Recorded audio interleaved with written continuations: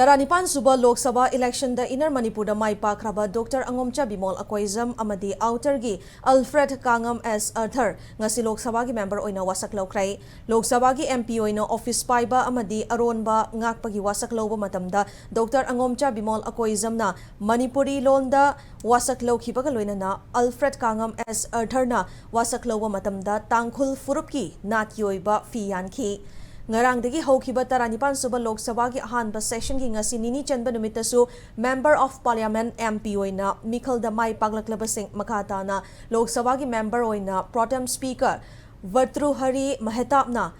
Office paiba madi aron bangang pagi wasak lauki Manipur gi inner amadi outer seta mai pakraba Congress ki MP Dr. Angomcha BIMOL Akoizam amadi Alfred S. Kangam Arthur su wasak lauki Punna member chamngaga nifu humdoi leiba Lok Sabha da ngarang ahanba numita member chaniga humfutaruk na wasak laukibaga loinana ngasi makhata na member sing wasak laukibani loinana Lok Sabha gi anauba speaker na lakliba Jun kuntarukta khallaba matung Jun kuntareta leiba sigi president Draupadi Murmu na house anigi apunba mifamda wangangani Ngarangdagi chathaba horakiba parliament mifam asi lakliba July 3 fauba chathagadabani Panbayaba mana handakta pangthokiba taranipan suba Lok Sabha gi mikhalda BJP na set chaniga nifu fangkibaga loinana BJP ga chatminariba political party gi apunba NDA na set chaniga marifu taranithoi fangduna Prime Minister Narendra Modi na luchingba Laingak Center da semkibani